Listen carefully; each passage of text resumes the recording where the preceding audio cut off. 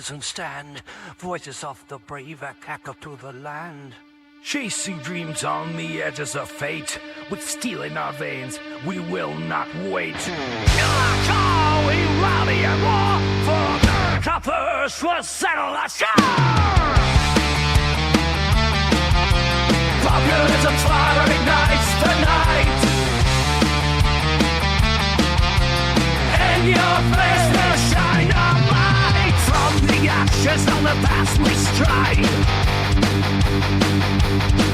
With iron resolve, we will not divide. The fire burns bright, unyielding and strong. Together we'll sing a defiant song. Killer call, we rally and roar, for America first will.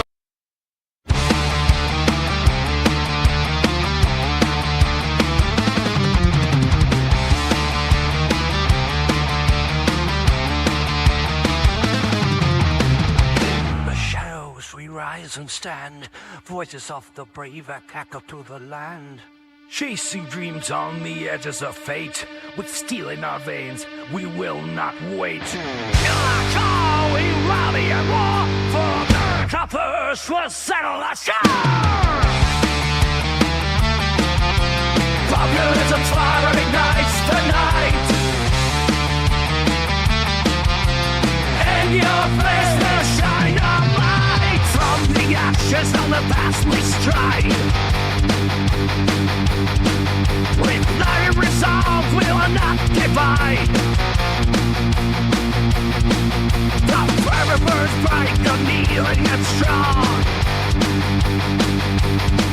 Together we'll sing a defiant song. Killer call, we rally and roar, for America first will.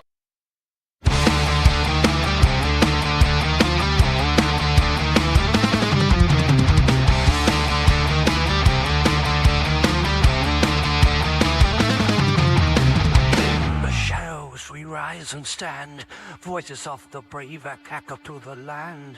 Chasing dreams on the edges of fate, with steel in our veins, we will not wait. Call, we rally and war, for the coppers will settle our score. Populism fire ignites the night, and your face will shine a light. From the ashes of the past we stride. With iron resolve, we will not divide. The fire burns bright, unyielding and strong. Together we'll sing a defiant song. Killer call, we rally and roar, for America first will.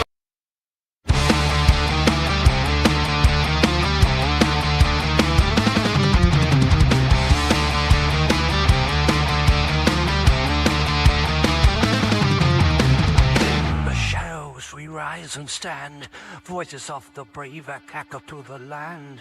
Chasing dreams on the edges of fate, with steel in our veins, we will not wait. Call, we rally and war, for the coppers will settle our score. Populism fire ignites the night, and your face will shine a light. From the ashes of the past we stride. With iron resolve, we will not divide. The fire burns bright, unyielding and strong. Together we'll sing a defiant song. Killer call, we rally and roar, for America first will.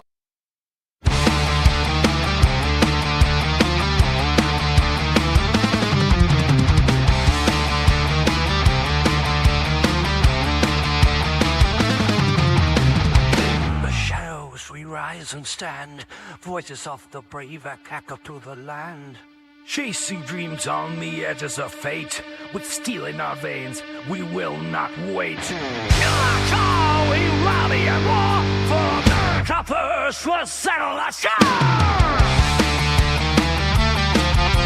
Populism's fire ignites the night, and your face will shine a light. From the ashes of the past we stride.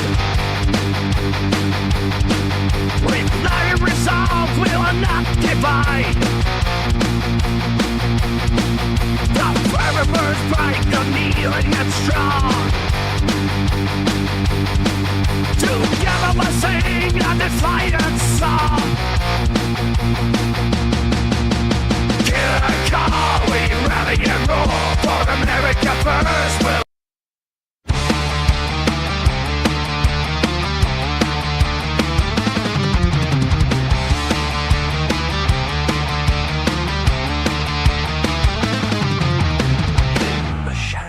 rise and stand, voices of the brave echo to the land. Chasing dreams on the edges of fate. With steel in our veins, we will not wait. Killer call, we rally and war for America first, we'll settle the score. Populism's fire ignites the night, and your face will shine a light. From the ashes of the past we stride. With iron resolve, we will not divide. The fire burns bright, unyielding and strong. Together we'll sing a defiant song. Killer call, we rally and roar for America first. We'll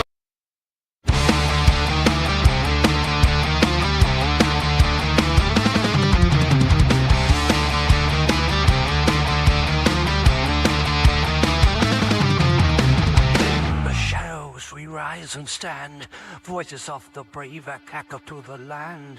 Chasing dreams on the edges of fate. With steel in our veins, we will not wait. Killer call, we rally and war for America first, we'll settle the score. Populism's fire ignites the night,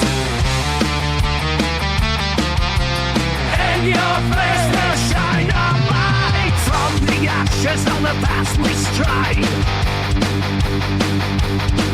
With iron resolve, we will not divide. The fire burns bright, unyielding and strong.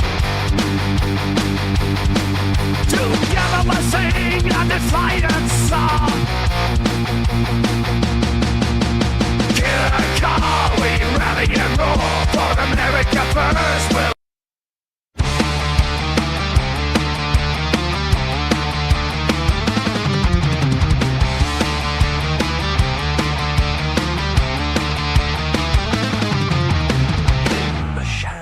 rise and stand, voices of the brave echo to the land. Chasing dreams on the edges of fate. With steel in our veins, we will not wait. Killer call, we rally and war for America first, we'll settle the score. Populism's fire ignites the night, and your face will shine a light. From the ashes of the past we stride. With iron resolve, we will not divide. The fire burns bright, unyielding and strong. Together we'll sing a defiant song. Killer call, we rally and roar for America first. We'll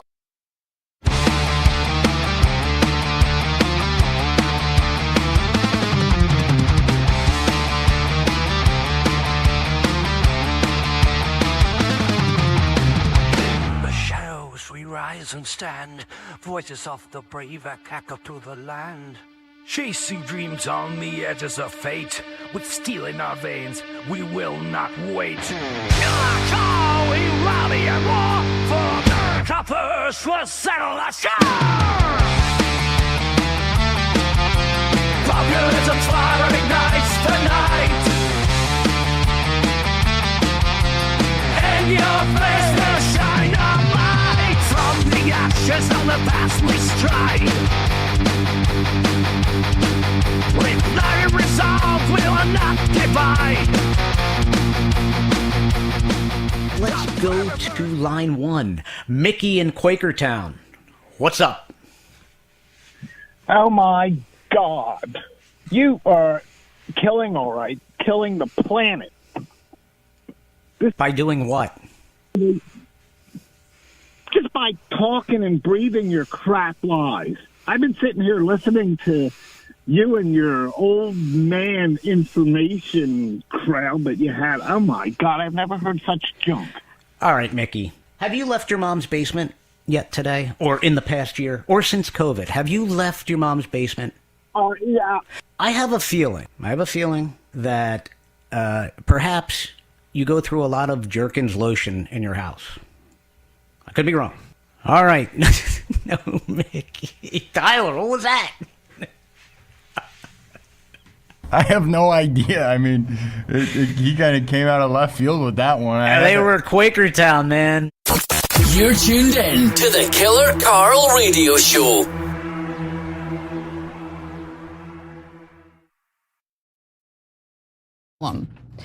That the president's chief of staff, Susie Wiles, was literally one of the important figures in Benjamin Netanyahu's re-election campaign and helped him get re-elected. It is a huge freaking problem. She's the one who's the gatekeeper. She's the one who gets to decide what kind of information the president of the United States has access to, what types of conversations he's allowed to have. It is a huge problem when Israelis and their assets have infiltrated every nook and cranny of the US federal government and carry out policies that are favorable to the Israelis and detrimental to the American people.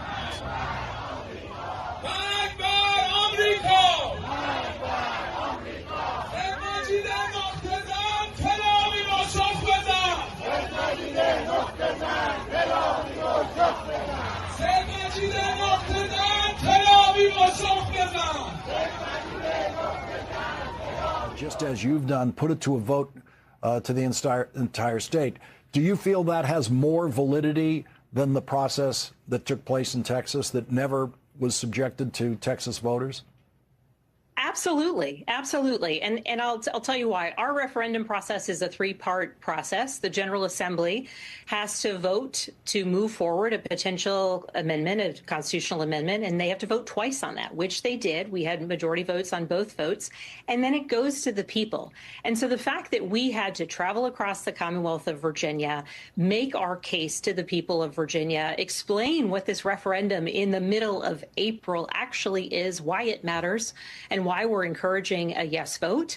That is a vote where the people of our Commonwealth had the ability to say, yes, we want to take this step. We want to pass this referendum, and we want to do this redistricting at this moment as a responsive and temporary step. Again, preserving our long-term bipartisan redistricting commission, but recognizing the urgency. And so it wasn't a bunch of legislators who were trying to do the president's bidding. It wasn't a bunch of legislators who were, choosing partisanship over anything else. This was the people of Virginia saying, we have this option and we are choosing. All right, welcome to the Killer Carl podcast here on a Wednesday night. Well, Virginia, you have a little bit of good news. You have Judge Jack Hurley from Tazewell Circuit Court. He ruled right after the election, he ruled that the redistricting referendum and the amendment behind it were unconstitutional, blocked the state from certifying yesterday.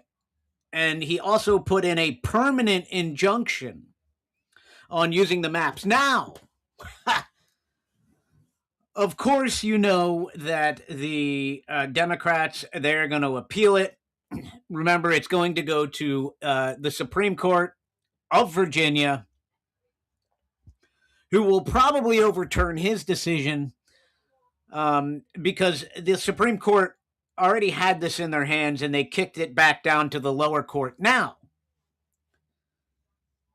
there's a very good possibility, right, that the Supreme Court could just choose not to see this, the Virginia Supreme Court, and just keep the injunction in place.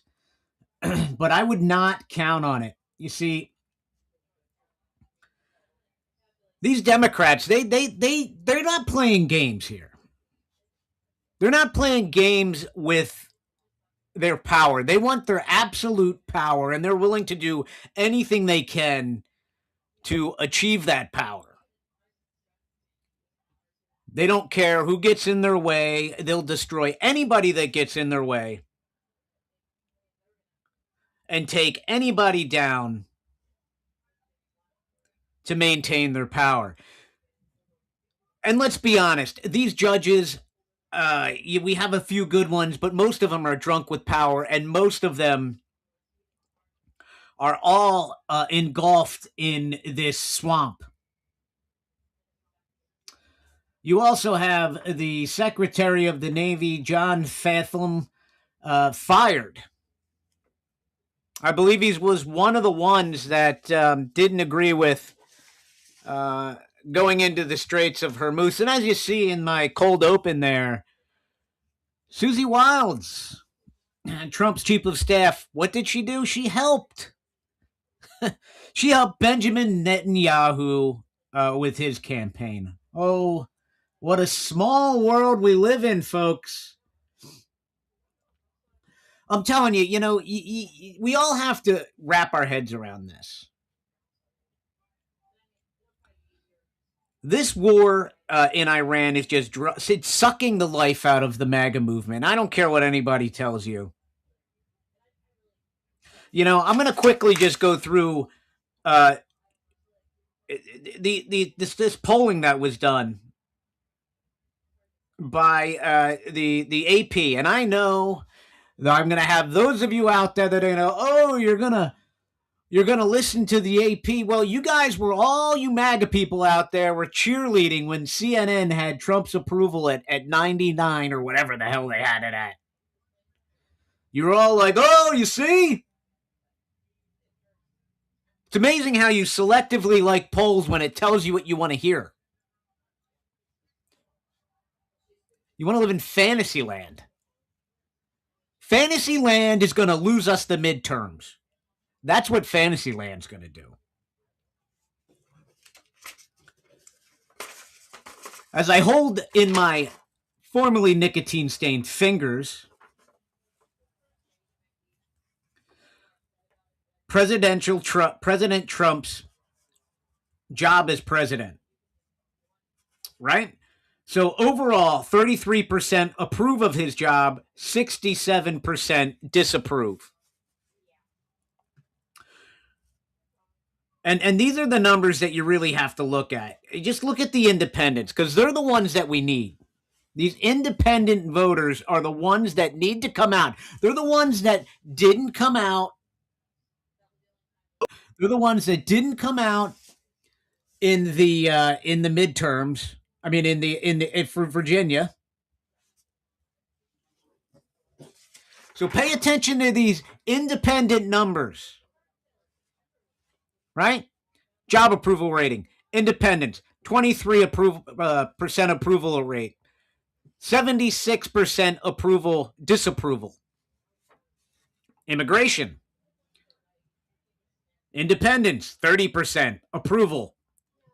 68% disapprove. The Iran war. This is the one I want everybody to pay attention to. Right? 21% independents approve, and 76% disapprove. Now we're going to bring Skillet on here. But, this is the thing, folks. You can't selectively cheerlead polls when they fit your narrative. And when they don't fit your narrative, discount them. Because if we start doing that, that's going to lead us to exactly what we just saw in Virginia. And I know a lot of great people came out and a lot of great people fought hard, but that just shows you the machine we're fighting against. We've got an angry base of people out there. An angry base of radical liberals. Like I said from the beginning of my show, they are willing to do whatever it takes to stomp on your rights and keep their power and gain power. They're not worried about hurting your feelings. They're not worried about maintaining norms in the Senate. They're worried about maintaining their power, gaining power, returning to power.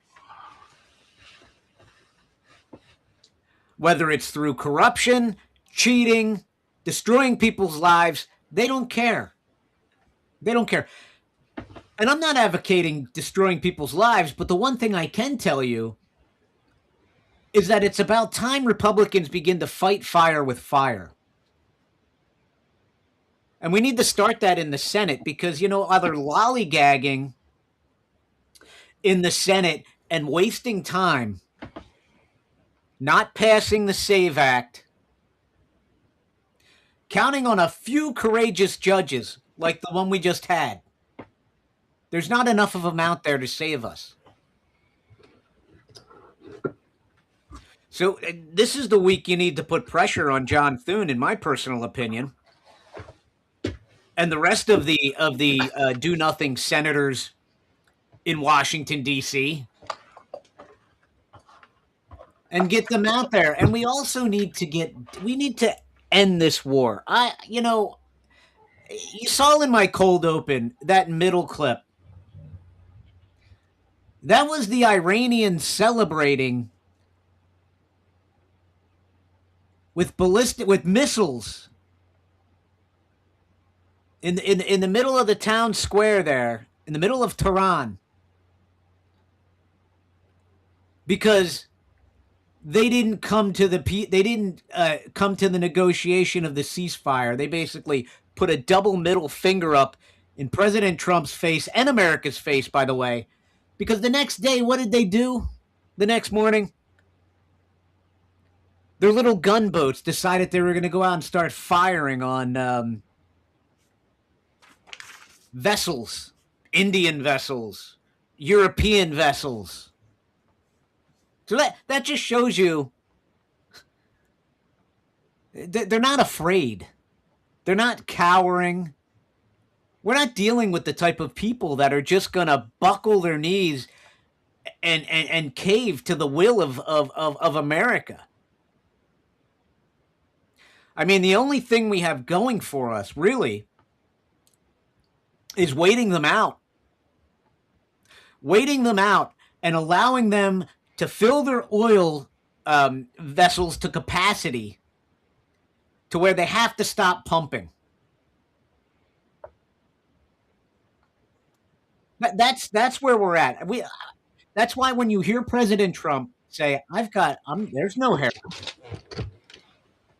I've got all the time in the world to strike a deal.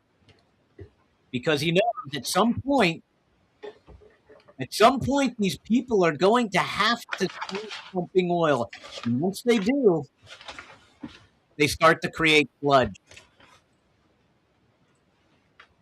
And then it takes years to get those oils pumps back up and running and back to capacity.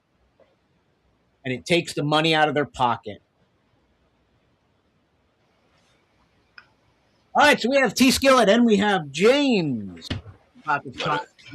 Good afternoon. Good evening, fellas. I said afternoon. I don't know where I'm at. Howdy. The Iranian Revolutionary Guards that are in these speedboats, attacked 3 ships today and hijacked 2 of them. So they're just Somali pirates. I mean, hey, if a pirate knows, pirate moves, and that's been going on for a long time. But well, you can call them Somali pirates. I call them people that are giving a double barrel middle finger to the United States. Oh yeah, good You luck. can call them what you want, but the reality of it is we've gotten ourselves into a situation we don't need to be in. No, we've got bigger problems we've got bigger problems that we all identified on day one of Trump's inauguration, and that was Mexico and the drug cartels. Yes. Today they stopped a Lexus that had RPGs, all these rifles and and automatic weapons underneath the seat. I'm telling you guys, they are getting prepared for May 1st. May 1st, you might want to just see where all your ammo is, where your guns are, what your family plans are for May 1st. And I wouldn't be in any blue cities if I were you on May 1st. I would maybe take a vacay, go to Yellowstone Park, visit Disney World. And that's the sad reality of it. Yeah. And I said this morning in the chat. President Trump has been constantly distracted with Ukraine, Russia, Palestine, Venezuela. Iran. I'm okay with Venezuela. Now it's Iran. Yeah. All with these international crisis happening nonstop. Next it'll be Taiwan. Yep. Taiwan. Yeah, I was just getting ready to say the same thing, Carl. These are all distractions from Correct. the original plan of why we voted for him. The globalists are doing this. Benjamin Netanyahu is doing it. Did you see the cold open I played? No, we came on at 8. The cold open, it has the young lady from the Turks on it, right? Yeah. And it's coming out that Susie Wiles assisted Benjamin Netanyahu in his campaign for re-election. Why? Well, she is a campaign manager. What? Now she's president. Now she's President Trump's chief of staff. Yeah, but they controls everything he sees. Everybody that comes in and out. They should not do it for a foreign nation. No, we saw the machine of the people in the backgrounds that run campaigns milk the coffers, spent $100 million in Virginia. God knows what the Republicans spent it on, and all the Republican experts, and we saw that yesterday, and it pissed off. They created a firestorm of the grassroots in Virginia because I really feel they felt bamboozled.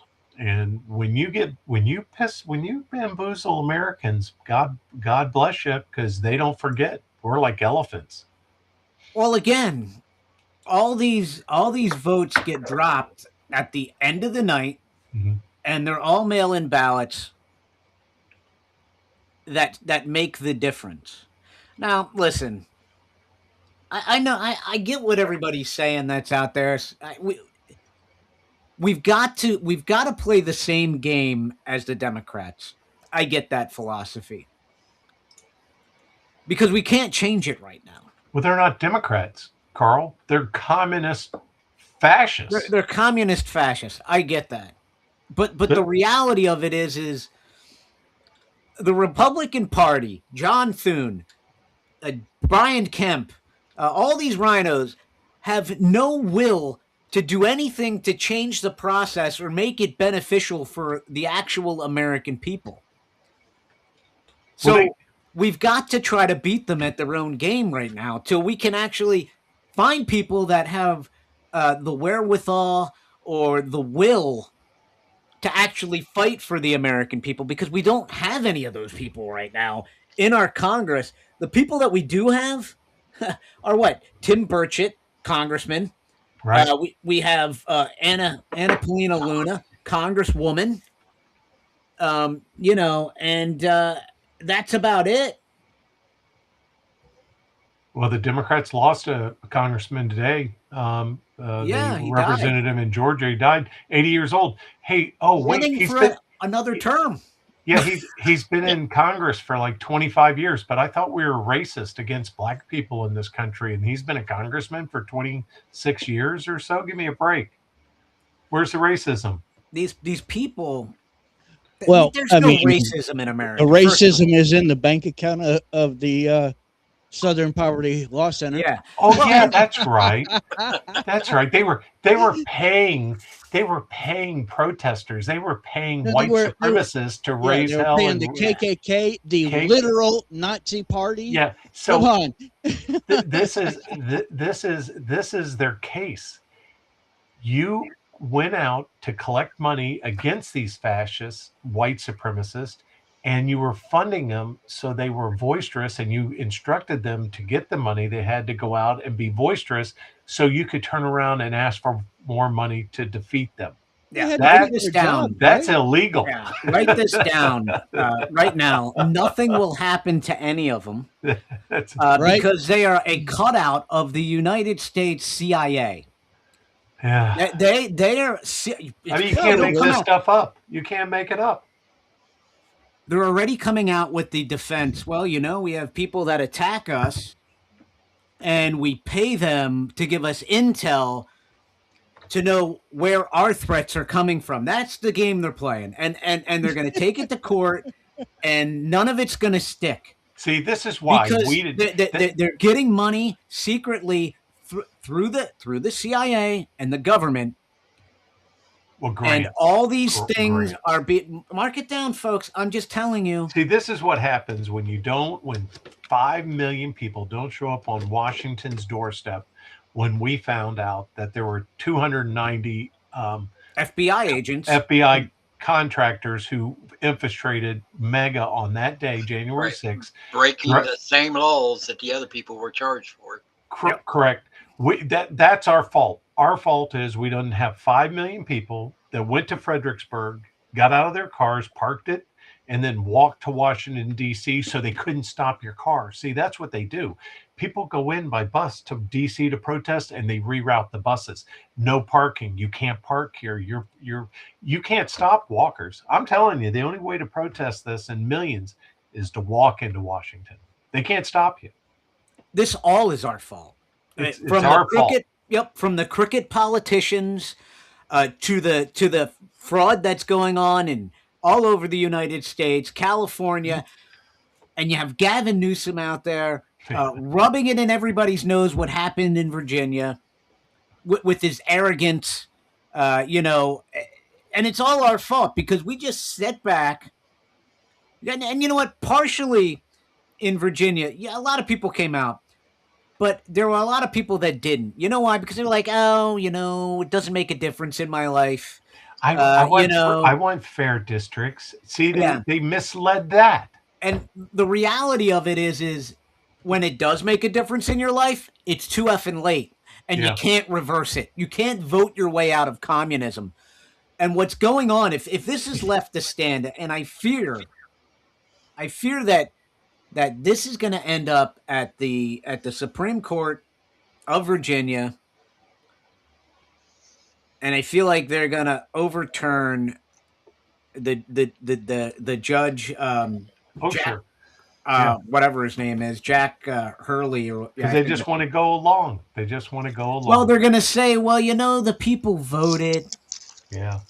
And, the people voted and they decided it was a fair referendum. And, listen, that's exactly what's going to happen. John Frederick's show today got lambasted. You know why? The YouTube came in and said, we're going to shut you down because you're playing these songs. He's been playing that song for 15 years. Well, now what he's trying to do is he's trying to be able to stream on Facebook and Instagram. Oh, okay. So you cannot play copyrighted music on YouTube. They'll let you edit it out, right? And Facebook will let you edit it out too. They'll give you the opportunity to edit it out. Does he want me to write him an intro song? Yeah, I was saying. I said I got a writer for you, no problem. Yeah, and people Danny, right here that could do that. No Yeah, problem. But that's one salvo. You watch in 10 days, they'll have somebody showing up in Richmond and all the radio stations that he owns in Virginia. Because Spanberger, she doesn't hold back. You watch. Well, what they'll end up doing is they'll end up having them locked up. So you know, they'll have them come in and look for safety violations, and they'll just start harassing them that way. The FCC is federal. Yeah, and this is why the judges, the Supreme Court is going to approve reversing that judge today and letting them have the new districts, because you can't get a job if you work for Trump or you support Trump and you're an attorney. You can't get a job in Washington, D.C. And if the guy who's the head of the DOJ, he was Trump's attorney. He was a partner in a huge firm in Washington, D.C. And the firm told him, hit the road, Jack. You're representing the President Trump. See ya. You got to quit. I have no faith in Todd Blanche. Matter of fact, I think Todd Blanche picked this fight with the Southern Poverty Law Center because he knows it's a CIA cutout, and he knows it'll go nowhere, but it'll look great and sound great for the base. It'll make you think you're winning, right? Remember, I always say breadcrumbs, folks. And I hate to be this guy, but it's just reality, right? I'm here to give you reality. I'm not here to blow smoke up your ass, get you built up, and so you're deflated. We got to go into this with a clear mind. We've got to go into the midterms not feeling defeated, not feeling deflated because we get a rug pull and there's no accountability. Not defeated, defiant. Yes. Defiant, yeah. And let me tell you, Chicago just lost $41 billion, 35,000 employees for Kraft Heinz company leaving Chicago to go to Pittsburgh. New York City has lost almost $1 trillion of financial companies that have moved to Nashville, Miami, Texas. It's amazing. Almost $1 trillion in financial companies. Go to Texas. They'll be Muslim owned soon. Yeah, right. They'll be moving to Florida. They'll be getting the hell out. It's almost as bad there. You have now. You have the U.S. Navy Secretary. Yeah, what was that? That just happened. Yeah, fired because he disagreed with President Trump and going into Iran. He gave him his honest opinion, and this is the thing. Same thing with Joe Kent. Everybody that's calling Joe Kent a traitor should wash your mouth out with soap. This guy, 11 Bronze Stars, lost his wife in Syria.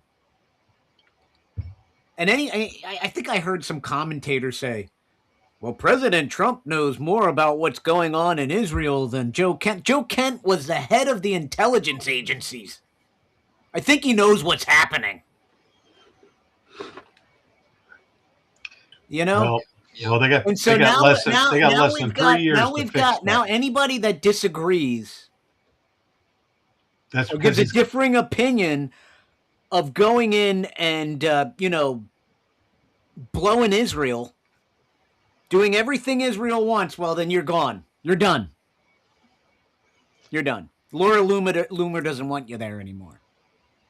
Susie Wilds doesn't want you there anymore. Right? So now we've gotten ourselves into a situation where you're not just hearing me say this now. You're starting to hear conservative media tout these polls because they know they're true. They know that with independents, Trump is underwater. And I laid out why last night, but we're just going to do it again.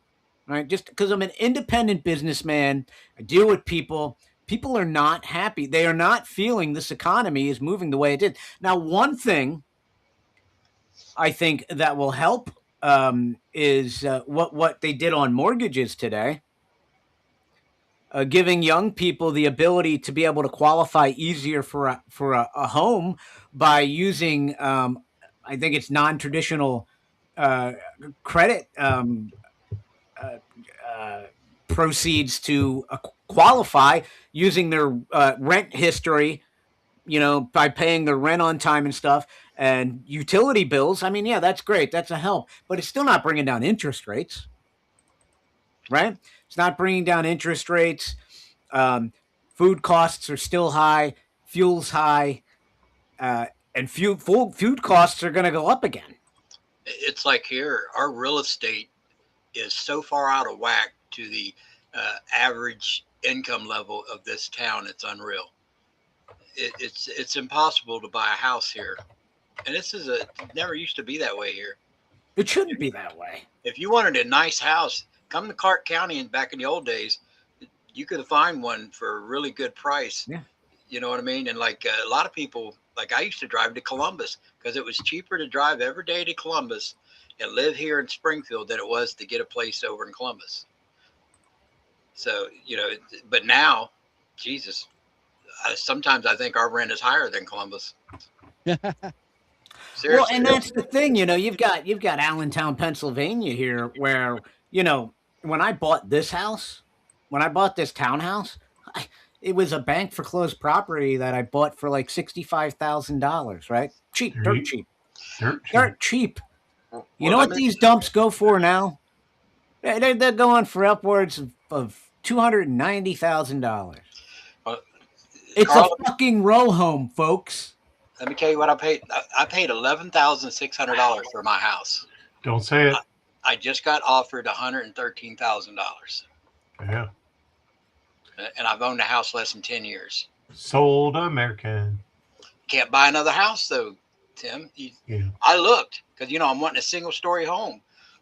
They start at like $140,000 here now at minimum, and I'm like, it's like, it sounds good. I paid $11,600 for it, and I can sell it for $113,000. That sounds great, but I can't live the same way somewhere else. That's what I'm living. Well, and that's the reality of it. People are so delusional. They say, "Oh, well, the price of my house is up. I'll sell it and buy another one." Well, that's the stupidest thing I've ever heard, because you're going to sell it and buy another one, but the other one you're going to buy, you're going to overpay for right now. Yep. Because the prices are so inflated. At some point, the market is going to deflate a little bit. It has to. It has to. It's everything's too hot right now. It really is. But oil's starting to spark up again too. What are we at? $94 a barrel for oil, and it's not coming down anytime soon. And again, every month that oil is $90 a barrel and above, add 3 months of inflation to your cost of living. And then look at what's going to happen when we go into winter, especially if you live in the Northeast and you use heating oil. Yeah. Right? And the problem is people say we're energy independent. What they don't realize is we can't refine our own oil here. We don't have enough refineries, and we don't have the refineries that it takes to refine the oil we make here. We have to send it out and then buy it, bring it back. Yeah, it's so stupid. It's because they wouldn't allow it. They wouldn't give them permits to make. They wouldn't even. But now it's like you're not going to build a refinery overnight. No, it takes years. It takes 20 years. Yeah, that's a very complicated deal. You're exactly right. But Carl, you've been saying since I met you that this America, what the path we're going down, is unsustainable. It is unsustainable, and it's getting ready to burst. It's getting ready to burst out the seams. It's going to be horrible. And you know what? The funny thing is I get a lot of hate. I don't really care. I could care less. You can take your hate and shove it up your butt because I'm right. And I'm right. That's why it bothers you. So you can live in fantasy land in your bubble. I enjoy Fantasyland. Good drugs. Fantasyland's great, but at some point, reality is going to smack you in the damn face. So I'm giving you a warning here. You have an opportunity to do something. Right? You have an opportunity to get engaged. My message is I want to motivate you to get your ass off the couch, get engaged in the election process, get engaged in registering voters, and get engaged and maybe even being part of the political system. Run for office. Like I'm going to a GOP event tomorrow night in Xenia, Ohio. It's like 30 minutes from here, and I'm going to be filming it. And my man Larry's going to be the speaker. Awesome. Oh, there you go. Yeah. Tell Larry to light those bastards up. Yeah, Larry will be on my show tonight. We have controversy with the Heather Hill campaign. The lieutenant governor running mate has removed himself from the campaign less than 3 weeks before the primary. Yeah, well, you got to watch out. Okay, you got to watch out for stuff like this. All of a sudden, the ballots are already printed, and that's where the QR codes come in. They'll start switching votes because names will be whatever on the ballot card, and when the computer reads it, it messes it up sometimes. Well, they're telling Heather. They're telling Heather. They're telling Heather because happens all the time. In the state of Ohio, if one person removes themselves from the campaign, they said she's going to be removed from the ballot. Period. So it forfeits the ticket. Yeah. So she's going to see the lawyers tomorrow. There's something shady about this. Yeah, and then on the QR code, they've been set up for that name on the ballot, and then when you switch the name, so everybody that's voting for candidate A will be counted as candidate B. And it was a shame. She was gaining momentum. Yeah. Yeah, I mean, I liked Heather Hill. I think she's a great candidate. I think she actually represents the people. You actually have somebody in Ohio that represents people in Ohio. She's from Ohio. She grew up. She built her life around Ohio. Came from nothing. They're removing her? They said that they're going to remove her name from the ballot because the Stu Motes, who was on the ballot with her, he went to the Secretary of State house or building in Columbus and submitted his resignation to remove himself from. Why? Because they got in a little tiff. He blew up over it's a real crazy deal. He's been campaigning real hard, for Axe the Tax, to get rid of it. But that's his only topic he wants to talk about when he goes and does speeches is the property tax. And reason being is because he has a lot of property and I love that. To let him talk about it, that resonates with people. No, I'm not saying that. Yeah. Let me finish.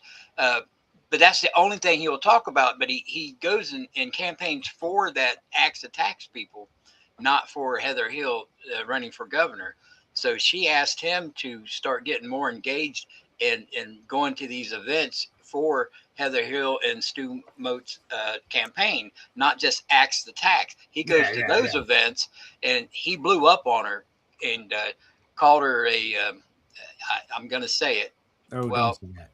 Call her the N-word and a bitch. All right. Yeah. Well, there's no going back from that. There's no going back from that. I was hoping it could be salvageable, but there's no going back from that. But, as far as, to me, here in Pennsylvania, if Stacey Garrity just runs on axing the gas tax, the 50 cents gas tax, she'll have a freaking leg up, no problem. Yeah, but again, you have issues. Heather supports the Axe tax. Well, and the reality of it is the governor can't axe the tax. You got to have, the House and the Senate participate in that, and that's going to be like pulling teeth out of a fat person going to all you can eat buffet. Well, they needed it's not gonna happen. They needed 413,000 signatures for the petition to get it on the ballot, and they got to have it all in by July. I believe they've already met their numbers, but they're keep campaigning to get even more. So it's definitely going to get on the ballot this year. So. But the thing is he was all about that campaigning for them, but not for his position with her. And, it's just a shame. She's a sweet person. She didn't know what to say when he got all up in her, he really blew up on her and started cussing at her and all kinds of stuff. and she was just shocked because she didn't know where that was coming from. You know what I mean? Mm-hmm.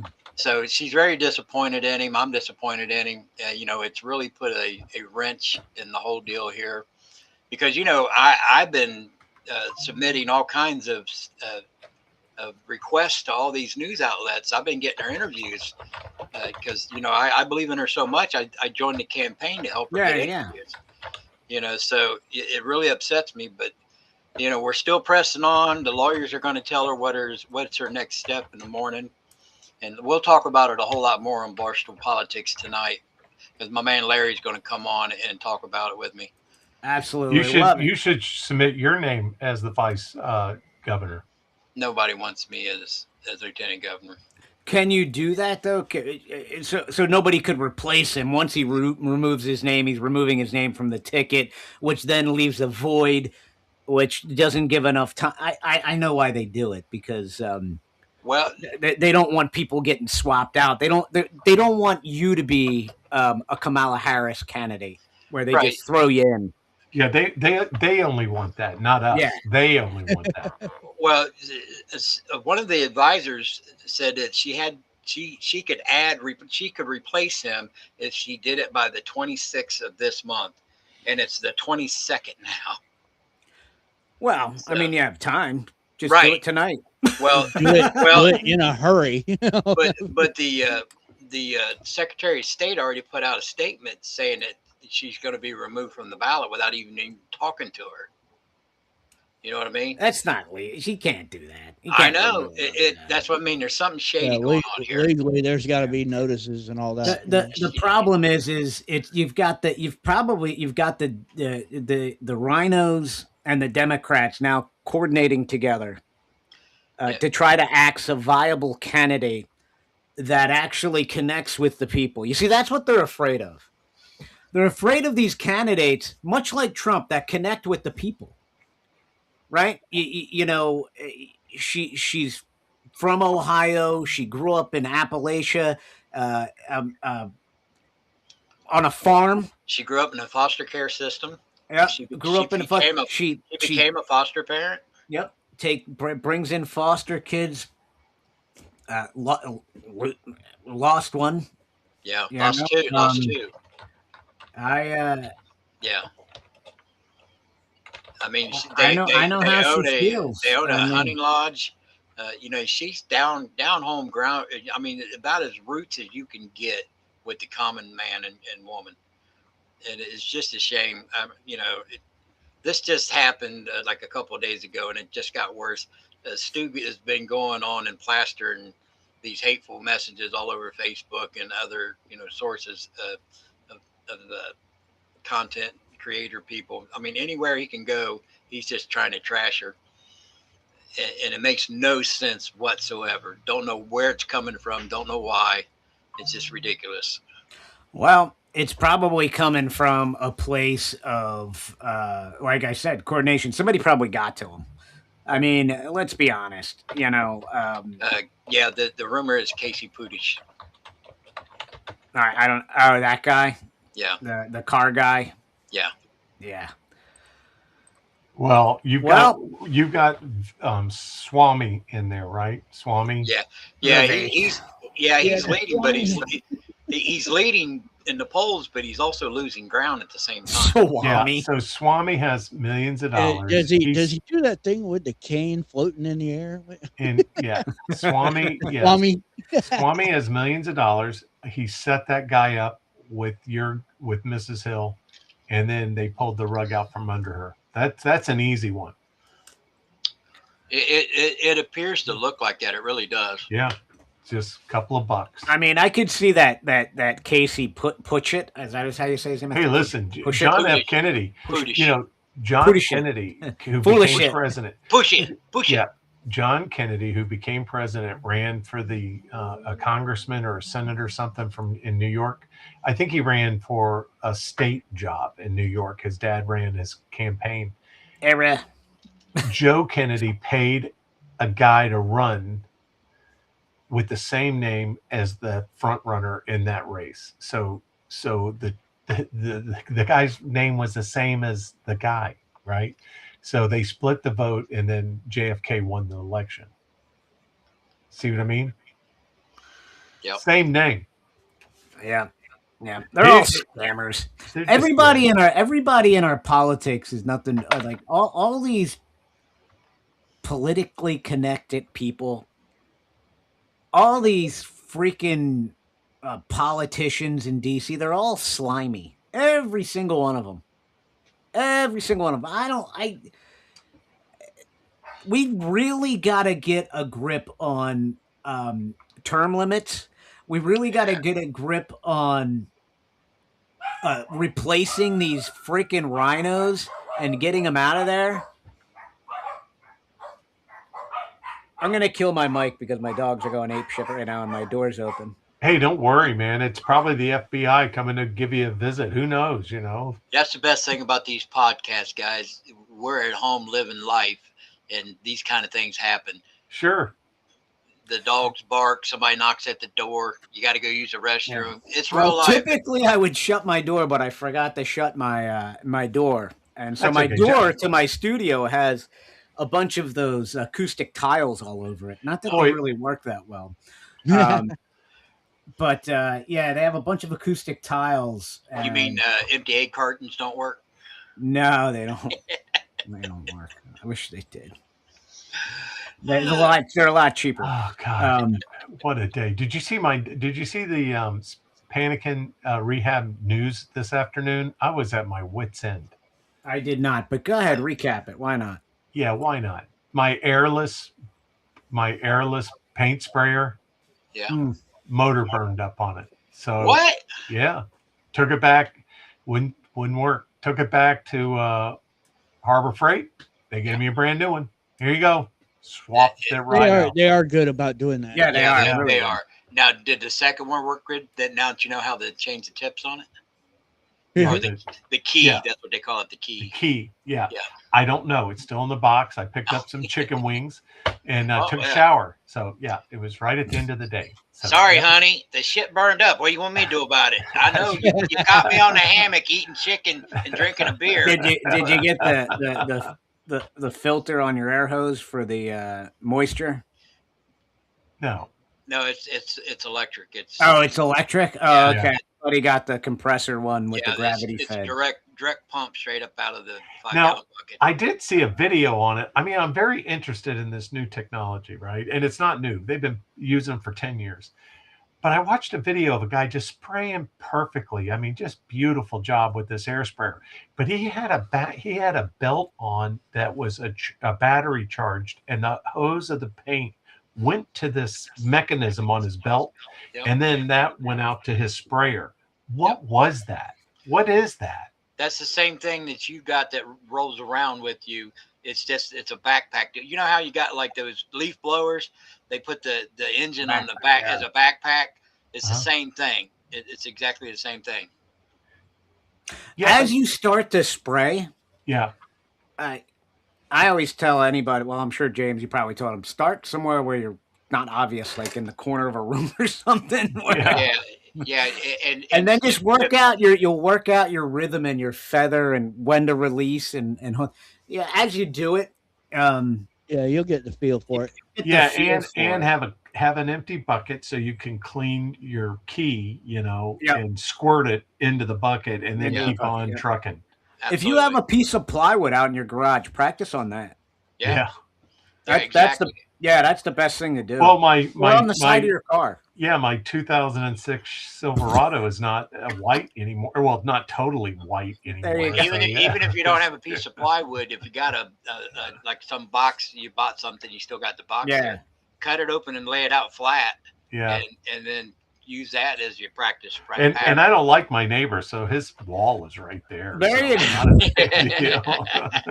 Screw your neighbor. Screw your neighbor. I don't know how your windows got painted over. Yeah, right. Let's see. K.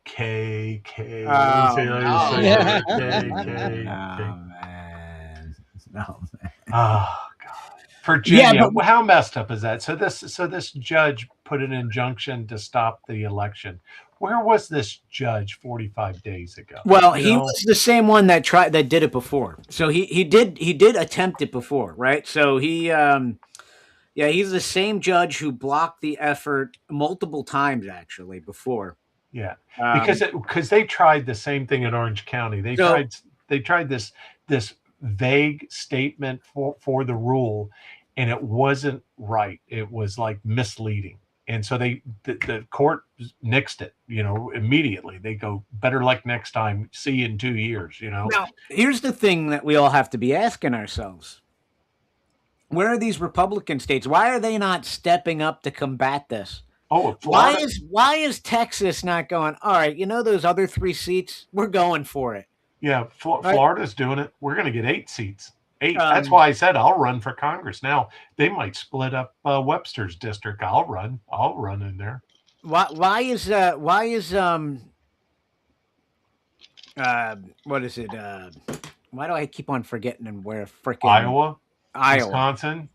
Yeah. Why are these conservative states not just stepping up and going, okay, you guys want to play this game? Because technically, we could destroy the Democrats, if we wanted to. But we're too nice. we have feckless, weak Republicans. We never had a Pelosi. No. We've never had a Pelosi. No, we have feckless, weak Republicans that refuse to do the right thing. It's the right thing, right? And you have there was this Republican that was on John's show from Virginia months back when they first started talking about this gerrymandering. And he's like, well, President Trump started it in Texas. It's like, shut up, you fool. You know how many times the Democrats have redistricted Pennsylvania? Every time they get power, they want to redistrict it and gerrymander it. So shut up. Right. That's what they do, right? New York, we just never California. Do it. Yeah, we just never do it because we're a bunch of pussies. Right. Right? We elect a bunch of good old boys that, they just want to sit behind the scenes and smoke their cigars and drink whiskey in the corner. If I listen to Griffin one more time, the Wolf, I call him the Wolf because he's like, hey, man, what's up with all these sheep? Let me just grab one here and take it back with me, Oh, I mean, I'll say, like, if you listen to him, he's very politically astute. There's no doubt about it. He says nothing. He says nothing. But he's very politically astute, right? So if you actually listen to some of the things he says, okay, it's like, all right, I get it. But he's a drag, right? He's boring as hell.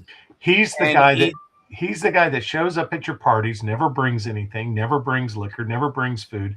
He's the one that wants to go out to dinner with you, but never picks up the tab. That's what that guy reminds me of. That's right, Bud, American 93. We do need Doug Mastriano in Pennsylvania. But again, our worthless Republican Party decided they were going to install Stacey Garrity. Now, I'm sure she's a lovely woman.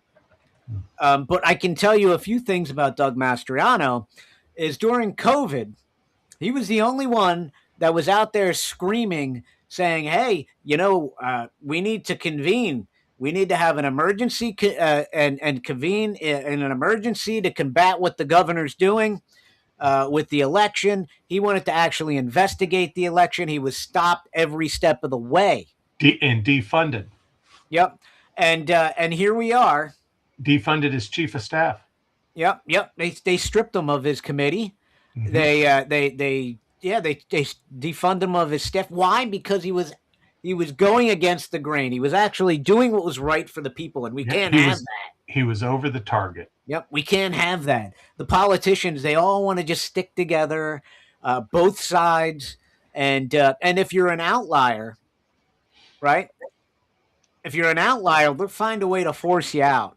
Just wait, Tim Burchett. You're an outlier, and you're going to be forced out soon, right? And people can say what you want about Marjorie Taylor Greene. I don't agree with everything that she's saying, but I feel like she was frustrated with the system, and she was frustrated with the process, and she was being isolated and blocked from President Trump. By who? Susie Wiles. That's right. Laura Loomer's buddy. By the way, Laura Loomer has completely lost her marbles. She's out there saying, say what you want about Candace Owen. There's a lot of people I don't like. but I wouldn't say God hates you. Yeah, I wouldn't say your parents hate you. I wouldn't say your husband hates you. That's the most evil effing thing I've ever seen, and that's who President Trump wants to associate himself with. This woman is a mental patient. Didn't Candace's sister disappear? Yes. Yeah. That's really sad. Yeah. And listen, these people on both sides, the Carlsons, the Candace Owens, and the Laura Loomers, the Mark Levins, the Ben Shapiro's, they're all a bunch of dirty bastards, in my opinion.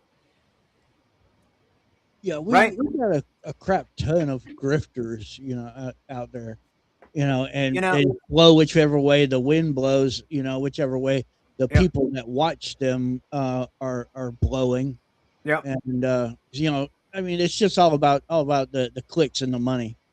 And you've got the Mark Levins out there, by the way, and the Ben Shapiro's. They were anti-Trump from the beginning. They were anti-Trump coming into 2024. They were rubbing all up against DeSantis. I can pull up videos of Mark Levin, pretty much rubbing one off to Ron DeSantis. And talking about how great he is, and talking about how President Trump should probably just, take his presidency, and he did a good job in 2020, and just move on and let Ron DeSantis have it. And so don't come at me with, Mark Levin, some goddamn patriot that cares about America. He doesn't care about America. He cares about his money from AIPAC, and he cares about Israel more than he does America. And he does all about money for him. Does like to go to Vegas and gamble. That's for one thing. It's all about money for Levin. Yeah, and the same thing with Shapiro, that dirty little grifter. He was anti-Trump forever. He never had anything nice to say about President Trump. Now that and it's funny, What's going to happen? Do you remember when President Trump wanted to negotiate with Iran? And he was actually starting to do it. Laura Loomer, her head was exploding. You can't negotiate with these people. You can't do this. You can't do that.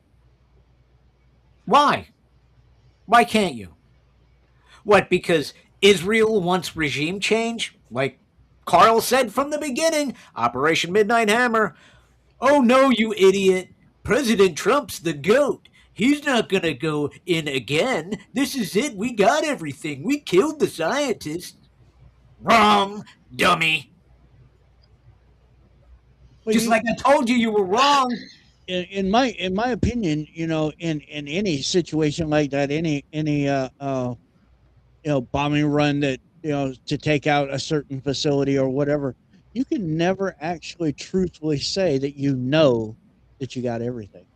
So, I mean, I don't really care if we did or not, to be honest with you. It doesn't affect my life at all. And I don't want to hear, dirty bombs. Well, I'm more worried about China sneaking in dirty bombs through the Mexican drug cartel than I am the Iranians. I can tell you that right now. Well, I completely agree. That Iranian cargo ship that slipped out of port, that they got a hole in the engine, that had shipments going to China that with chemicals for ballistic missiles from Iran. It was going to Iran with chemicals. It was going to Iran. Remember what China said after Operation Midnight Hammer? We're not sending any arms to them. Do we remember what China said after Operation Midnight Hammer? They said, okay, well, we're just going to assist Iran in rebuilding their nuclear capabilities. Yeah, it was what did we gain? We didn't gain anything. We should have been financially targeting China and trying to cripple them by decoupling from them. That's what we should have been doing, by trying to bring a better alliance with Russia to America and taking away that additional ally they had. But no. What do? Mr. I'm going to stop the war on the first day. What did he do? He listened to Lindsey Graham. He listened to the Rhinos. No, we gotta back Ukraine. Gotta back Ukraine. Could have stopped it the first day. Right? All you would have to do, no more weapons, no more money. You're done. At that point, that cocaine weasel, Lewinsky, would have been forced to the negotiation table, and Putin would have gladly negotiated because he didn't encroach that much. He didn't lose that many people at that point. He could have kept what he wanted, and there would still be a large portion of Ukraine for the corrupt politicians to get their dirty fingers in and run money through there. But no, we got to keep the war going. Why? Because, well, I'll tell you why. Because the military-industrial complex wants to get rich. Right. All the politicians want to get rich. All that money. We just found out that what did Tulsi Gabbard release? That all that money that was going to Ukraine from the American tax, what were they going to do with it? And what did they do with it? They were funneling it back to the Joe Biden administration for his campaign.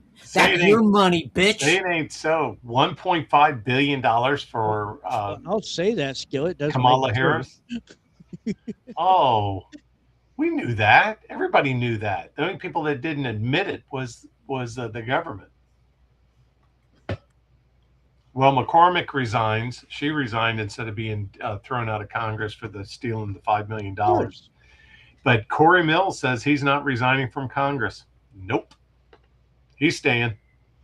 Well, and what'll happen is you'll just have all the other corrupt, dirty, filthy, perverted congressmen rally behind him and not find him guilty of any ethics because he plays along with the team. Yep. It's only the people like Matt Gaetz, the people that actually are effective, that they want to get rid of. Matt Gaetz' family, his dad, they're rich as balls, man. So he didn't need all that headache. I mean, he's rich. They're rich. I mean, you got rich people, and then you got really rich people. He's really rich people. Well, yeah, that's why he didn't get married. That's why he wouldn't get married. His sister is married to Palmer Luckey. I mean, we're talking about the guy that created Oculus as a teenager. Yeah. And now he has one of the biggest AI defense companies in the world with the most cutting-edge AI technology through Lattice, where each individual piece of equipment has its own free-thinking AI system that coordinates back with Lattice, able to make decisions on its own. You want to talk about changing the battle of warfare? That's why we have all this AI investment in the United States, because the military wants it. We need it. It's us or China, but yet no, China's not that much of a threat. It's Iran's the threat. Gotta get all the yellow cake out of Iran. You know how much money that's going to cost the United States to go and send specific. It's not, the military's not going to go in there and clear that. We don't do that.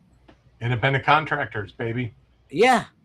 Gee, I wonder who they're going to be related to. I wonder who's going to get their palm greased for that. It's all a big grift. It's all it is. It's just, and I'm sick of it. And I think the American people, I think that's where these polls, right? The ones that nobody wants to believe, these ones, right? When CNN comes out with their puff piece, setting you up, by the way, setting you up. I said it from the beginning. When CNN does a poll and it's, 85% approval rating. Nah, sorry, don't believe it. Don't believe it. I believe that they're setting the president up for a path of destruction and to be completely washed out in the midterms. That's exactly what's happening. And the rhinos are just toting along with it. Lindsey Graham is the charlatan that's dragging him along, whispering in his ear, along with Laura Loomer and her psych meds. Well, they're saying that there's a whole new class of people, and they are election consultants. Of course. I'm going to become an election consultant and just lie and make all this money. Oh, you need to do this. Tell them what they want to hear and, get rich. You're doing great. Oh, we're going to win these midterms. Don't worry about it. Just keep doing what you're doing. You know what? Get us into another couple of wars. You're really going to win. I mean, it's insanity to me. It's absolute insanity. Well, it's insanity. I'm watching two people right now. I'm watching the guy from Maryland, the congressman from Maryland who beat cancer. He's such a prick. Oh, I know. Jamie Raskin. Yeah, Jamie Raskin. He's one of the Raskin. He's one of the lowest pieces of shit they got in there. His dad was a full-blown communist. Full-blown. He grew up listening to that 24 hours a day. But it's him and... You think some of that didn't sink in? Yeah, him and Norm Eason. They are playing... They got a book, and they're on page 78 of the book. Who's the guy that has the YouTube channel? That's the lawyer. I watch him all the time, and I can't think of his name. Reddick? No, he's another big term. Ricky? Yeah. Yeah, he's another big time Dem attorney. And I can't think of his damn name right now. But Norm Eason has it out for Trump. I mean, just has it out. I've never seen that kind of hate before. I don't even know why. Why would a Czechoslovakian, a guy whose mother was in Auschwitz, survivor of Auschwitz, that was his mom, they come to the United States and all he's doing is trying to bring down our government. Like, you know who liberated Auschwitz?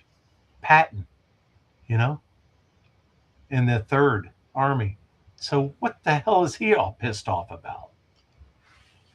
I don't even want to say it this way. I've been trying to start a local chapter of militia and attach it to the U.S. militia forces. They signed me up and made me part of the U.S. militia, which I'm completely honored they did that, because I'm pro militia, right? So, and I interviewed a couple. I just did Sheriff Mack a couple weeks ago, and he's a supporter of it too. And like he says, he's not part of it anymore because he aged out. But Lieutenant Colonel Humiston, which Carl's interviewed him and I've interviewed him, they signed me up. When I got the email, I was like, damn, this is pretty cool. So, and then now they got me in contact with all these other militias all over the country. I've been getting emails from these militia heads from different states all over the country. It's crazy. And you guys aren't a bunch of psychos, are you? No. Wow. No, it's about James. So what do they talk about? What James, share? What are they organizing? What do they talk about? Well, first it's all about serving the community and holding the government accountable, because it's like when you have like a problem, like let's say here, like say we're trying to not let these data centers come into our area, right? So the militia would go to these meetings and force and all speak their opinion. You know what I mean? It was a show of unity for the people, not to want this. And also, if you have natural disasters, the militia would put together groups of people and volunteer their time, generators, food, water, and they organize from all over the country. They actually helped down in North Carolina and Tennessee in there when they had that big flood. Right. And because they were doing better than FEMA. Right. And also, like, you hook yourself up with the sheriff's department, because the sheriff's department is the sheriff is the only constitutionally elected law enforcement of the land. Right. Everybody else is just hired.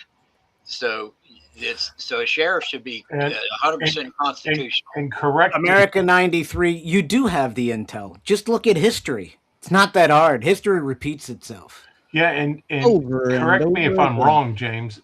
Didn't FEMA say in North Carolina, if the person has a Trump a flag or a Trump memorabilia in the front yard, to bypass it? Yeah, they said it in Florida and North Carolina. Yeah. Well, and now, and you have like the Cajun Navy they actually offered to go out and help find that the lady Nancy, in New Mexico. Yeah, what the hell's her name? Guthrie. Yeah, Guthrie. Right? But they were rejected. The sheriff told them to go sit down and shut up. That sheriff. Well, FEMA went into North Carolina and confiscated all the donated food and water and stuff that they were, because these people like the militia and a couple of nonprofits were putting together stuff and doing better than FEMA was doing. And so they went in and said they were getting in the way, that they had so many hours to vacate, but they can't take none of the donated stuff with them. Right. There were a mining company that came in to build the roads back for emergency vehicles, because they know how to build roads when they're going into a mountain. They knew exactly what to do. Right. And that's the thing. The people down there are so self-reliant that they literally got themselves, what we was talking this morning, pull yourself up by your bootstraps. And, and they're living in tents. They're not, they ask for very little from the government. Matter of fact, a lot of them got denied that money. Remember that? Yeah. Each person was going to get a certain amount of dollars. I can't remember what it was. And then most of them got denied it. Right. We started to refund some of that tariff money. Yeah, they're gonna refund the goddamn. We're $40 trillion. How do you like that? All you dumbasses that told me it was never going to happen. You told me it was never going to happen. I told you the Supreme Court months before it happened. It's the Supreme Court. Remember? How do we have Supreme Court? I told you that they were going to rule against this, and we would have to pay back the money. Well, no, Trump's got other things up his sleeve. He's not going to pay that. Well, they're paying it back, bitches. They're paying it back. Certain ones, and I just can't believe how New York is willy-nilly about raising taxes. They don't even know what the rate is. They just have approved it, but they don't know what the rate is yet. They don't care. They want to get people out of there. They want to turn New York City into a Muslim Sharia law shithole. They want anybody with money out. They don't care. See, that's give two shits. Example. Yep. That's the example. That's what they want to turn the country into. Yep. They're going to confiscate their property. Right? The people, they leave, and they leave, and they don't have they have two homes. They're going to, if you don't pay your taxes, they're going to confiscate your property, and boom, they got that. Then they'll just sell it to some dirty. They'll have some corporate dirty Muslim company come in and buy it up, right? And they'll rent it out, and then they're praying for a damn filthy Democrat to win the freaking the 2028, and then boom, they'll just funnel federal aid, baby, federal aid right in there. Well, now see, you're all wrong. The real threat here is the Jews. Yeah, that's the thing that's been going on Empty Pockets. Yeah, but it's easy to blow something up and demo it. It's hard to build it. It's hard to build back. It's very complex. That's what I said about the Biden administration. It takes 9 months to build a house. It takes less than 10 minutes to burn it down. Build back better. The slogan for the Biden campaign, right? Right. That came straight from Marxism. Okay, right. It is not the first time that has been used, not by a long shot. And see, there's the problem. You can't build back better until you tear it down. When you go into New York, Atlanta, LA, wherever, where are you going to build? You got to tear something down to build it back. All right. Right. You build back better. He wants to build America back better. Well, you got to tear America down. You got to destroy it. So that's their goal. He was literally telling you what their goal is. Just listen. That's what Rush. That's what. I keep saying it over and over and over again. Open your ears, open your eyes. You got to pay attention to what they're telling you and what they're showing you. Yeah. Otherwise you're going to miss it, and we're going to lose our country. Yeah, and it was amazing, like you said, Carl, that Governor Newsom. He was gloating like a pig because that's the only good news he has. He has no good news in California. No, Zero. And that's the thing, you know. And he starts counting off all the wins they're getting, all the state houses, the special elections. Democrats, I'm sorry, folks, they're cleaning house in these small elections, these special elections. They're cleaning house. They're cleaning our clock. Our newest 3 city commissioners here are all Democrats now. Yes. And this is a Republican city. Yes. When was that election? That was last November. Okay, so now it's time to bury him and run for those 3 seats. Yeah, it's kind of because remember Barron was running for one of those seats, but he got in too late. They had to be a write-in candidate, but he took 10% of the vote as a write-in candidate. Yeah, which well, that's one impressive. seat. Yeah, find 2 other people for the other 2 seats. I was thinking about running myself if I can get my health better. That's the thing. Your health is better. I just want to comment. When you live in a bubble and people present facts to you, you get upset. Mm-hmm. It can't be like that, man. You can't get upset when people present facts. The facts are there to help you. You can deny them, and you can bury your head in the sand and think everything's fine, but it's not.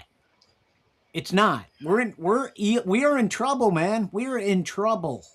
The best part of every good conversation is listening. Yeah, we're in trouble, man. Part. And again, just let me just make this clear. I'm not beating up on Trump. I'm beating up on the people around him.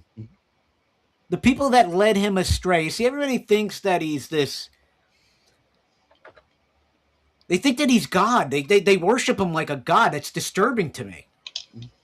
Yeah. You can't say anything bad about him. Can't criticize, and if you do, you're a panicking. Yeah, I mean, you're nuts. You're completely cuckoo if that's the way you think. Look, you just Trump are. is I'm sorry. great. Trump is great. He's awesome. I'm a big fan. Have been for a long time. Okay, before he ever ran for president. Okay, they got to figure out a way to get the Getter Chat into the fucking. He's freaking awesome. However, he is human. Okay, he is not some kind of God. He's not, a prophet sent from God or whatever. He is, he's not the next Jesus Christ. Any of that. He is a human being. And he has to rely on so many people surrounding him because he likes his ego stroked. He can't keep. Well, that's one of the main reasons I voted for him. But he can't keep his hands and eyes and ears in everything. He has to have people come to him and report this and report that, and advise this and advise that, etc. He has to depend on these other people. He's got the wrong people that he's depending on. Laura Loomer tried to get Tulsi Gabbard axed. Right. The only one that's doing anything productive or positive or meaningful in his administration is Laura Loomer no good now?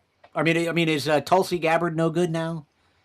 Right, because she warned the president against going into Iran. Is she no good now to all you people that were out there with pom-poms when she joined the administration? Right? I'm a big fan. I'm a big fan of Tulsi It's Gabbard. hilarious to me. It's hilarious to me how these people they get this tunnel vision. Tunnel vision. Oh my God. You're criticizing the administration? You want to course correct on things that aren't going well? No, just keep going to course. Run into the brick wall. Run off the edge of the cliff. It's insanity to me. And you know what? I'm going to lose viewers, and I don't really give a fuck. I don't care. I could care less. I could care less. If you don't like it, go somewhere else. Stuff that in your pipe and smoke it. I'm going to be myself, and I'm always going to tell the truth the way I see it. And I've been proven right time and time again, but yet you still just refuse to see it. You're our political psychic. It's not even. It's a funny thing. I've nailed it a number of times myself. So, it's not even about being a psychic. know. It's just seeing patterns. It's very easy. Well, right. He's right too. He sees around the corner because he sees the big picture. A lot of people get wrapped up in the small portion of the what's going on, and they don't sit and shut up, stand back, and see all the moving parts and try to pay attention to the big picture. And you got to have a little history added into that because you got to see where it started and where we're at now. And then you have to be able to, like Carl said, you have to be able to recognize patterns. You have to know a little bit of history. You have to know, what happened before, because history does repeat itself, especially if you're unaware of history. We had a story. If you allow it, it does. We had a story this morning about Cortez and Veracruz. And Cortez, back in the 1500s, they had lawyers. And some lawyers were captains of ships, and they were adventurers. So Cortez, who defeated Montezuma and came back out of Mexico, I was explaining to James the story, and it's just funny how attorneys, he was a Spanish attorney, how he chased gold, man. He was always chasing gold, just like a freaking attorney, It was just must have been a Jew. It must. No, that would be pennies. Yeah. Oh my God. Of course, in case any Jewish people are watching, I am completely joking. I'm being sarcastic. No, he's not. Everybody knows. Hey. He just hear him. He's joined the militia, for God's sakes. He don't joke like that, man. He joined the militia. You know what the militia are, right? Yeah, They're the white supremacists. Come on. Yeah, working for Heather Hill is just a I've front. never arms reach away from a firearm, so I'm true militia. That's awesome. I was supposed to interview Sheriff Mack last night, and I was like, I don't feel like it. I tell you what, I had a good time talking to him. You know what I mean? I really did. I had a good time talking to him. And I'm going to be interviewing our sheriff, trying to get that schedule set up. Yeah. And then, I like Sheriff Mack. He's a great guy. Sometimes I just suggestions, questions to ask our sheriff. And these questions will tell me if our sheriff is a true constitutional sheriff. And then if he is, then Sheriff Mack offered to come here and do some training with the sheriff's department. That's awesome. Yeah, I like Sheriff Mack. Yeah, what's the sheriff that's running for governor of California? And he took like 250,000 ballots. I know. That was badass. Yeah, he confiscated ballots. That just shows you the power of a sheriff. And that's who did us wrong in Fulton County. Yep. So today they were saying, look, any judgments that come out of Fulton County on this election fraud, we can't allow Fannie Willis to be in charge of that prosecution, period. And they're like, no, it's in our county, so we'll be in charge of the prosecution. They're like, how is Fannie Willis even? She was elected. She's corrupt. She's elected. She was involved in corrupt. 100%. She's elected, and the governor is too big of a pussy to pull her out of office. He could at any time, but he refuses to do that. It's not Pound Trump Night, America 93. It's called Reality Check. It's called Course Correct. It's called... Do I got to separate you guys again? I got to separate you guys again. Stop us from going off of the edge of a cliff night. That's what it is. I'm going to get arrested. I got a picture of an Indian on my keychain, Chicago Blackhawks. I'm going to get arrested for being a racist. Yeah, Holy you are. crap. Why do you have a Chicago Blackhawks? Because I'm part Indian, Carl. That's my great grandfather right there. Who knows? Probably somebody. Well, I mean, I don't know about I don't know about that tribe, but the Cherokee says if you have one drop, you're part of the nation. Can I get some of that casino money? I'm trying to build a casino next to Disney World, guys. Come on, Disney casino. Yeah, what I was getting ready to say is you should never be angry at somebody who questions our leaders. Yeah, that's. No matter I who mean, it is. Yeah, you should be able to question your government anytime. People, you're no better than the Democrats, in my personal opinion. And this is the problem I have, especially in a lot of these chats, like Dilly. You ask a question, a legitimate question, they bounce you. They bounce you because they can't argue. The only thing they can do is curse at you. Oh, right? Cool. They can't have a debate. They can just curse. And we're finding that these MAGA influencers are just as bad as the Democrats, because as soon as somebody asks a question, they want to bounce you out of the chat. They want to get rid of you. Go ahead. I don't care. I had a super libtard on here. I brought him on. I don't care. I do that on my time all the time. Yeah. I do that on my show. I can tell you, the guy was a psychopath. He emailed me paragraphs. I got bounced off Frederick's phone today. It was like, I had one more point to make, and he was like, punt, see ya. And then he's like, I'll take the next caller. What caller? There is no caller. You could have another. That's when you turn around and call back. You're the next caller.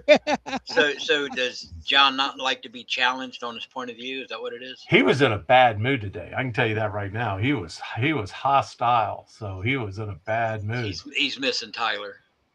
No, it's not. It's just he put a lot of work into redistricting, but you knew it was a long shot. Yeah.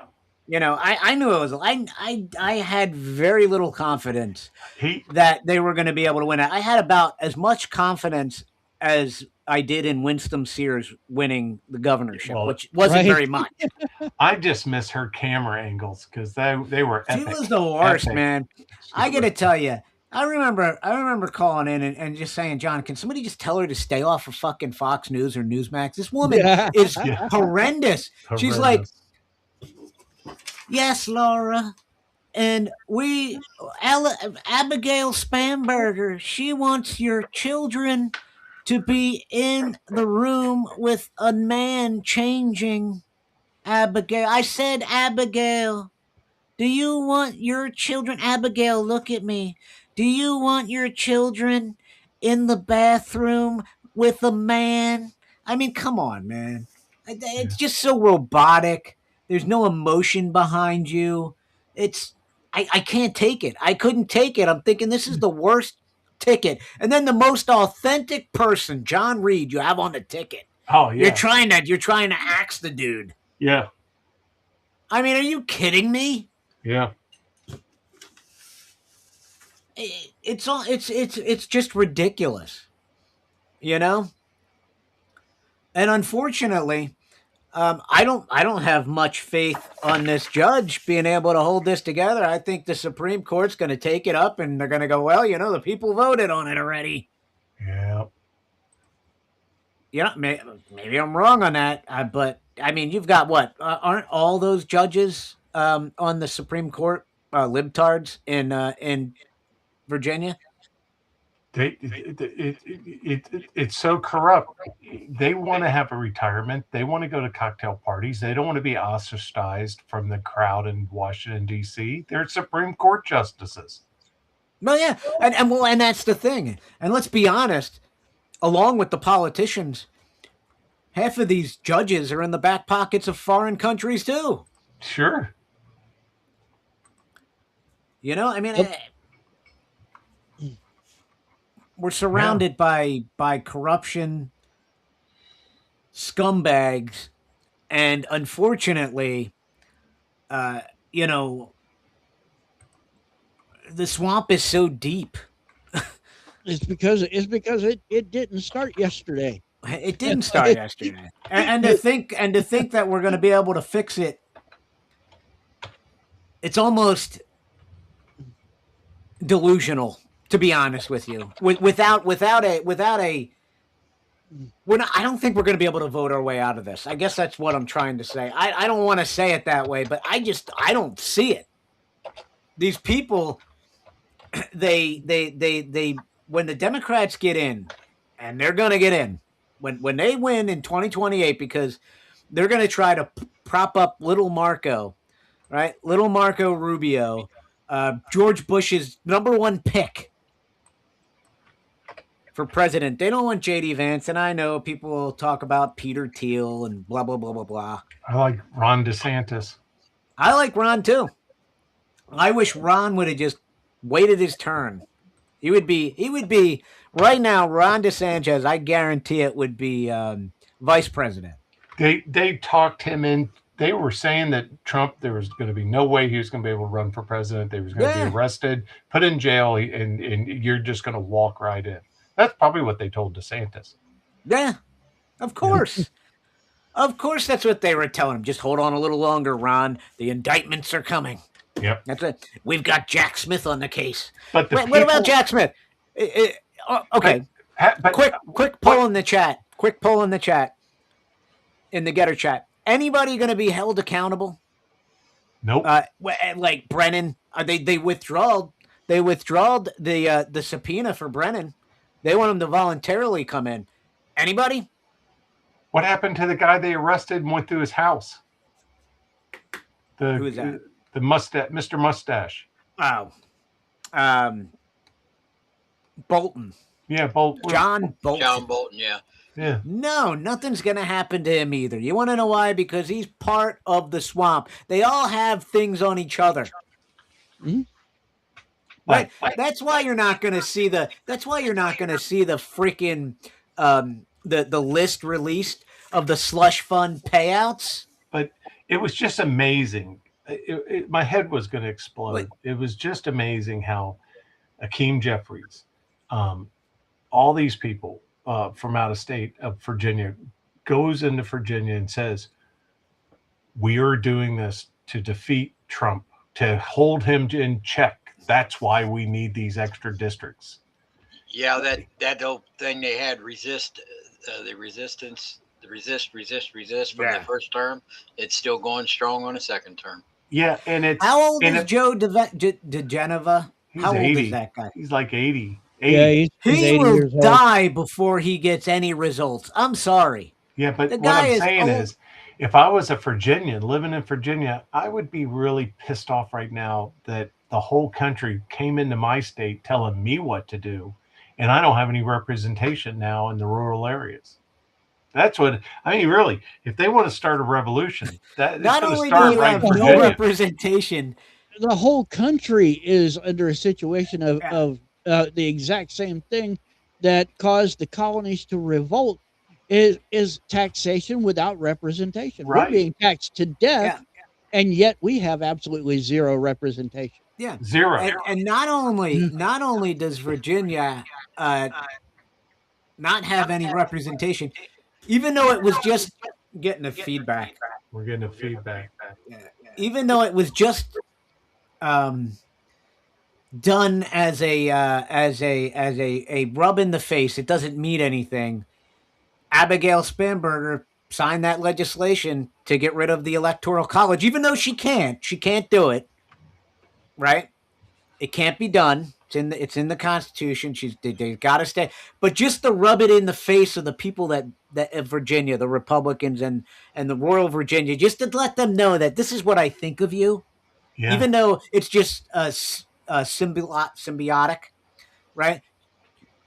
Yeah, Just she's to rub it mean. in your face and rub your nose in it. She's like, I'm signing this because if I actually had the power to do it, I would do it. Every time I hear her last name, I always picture her swallowing. I don't know why. Wow. I don't know why. It's just, whew.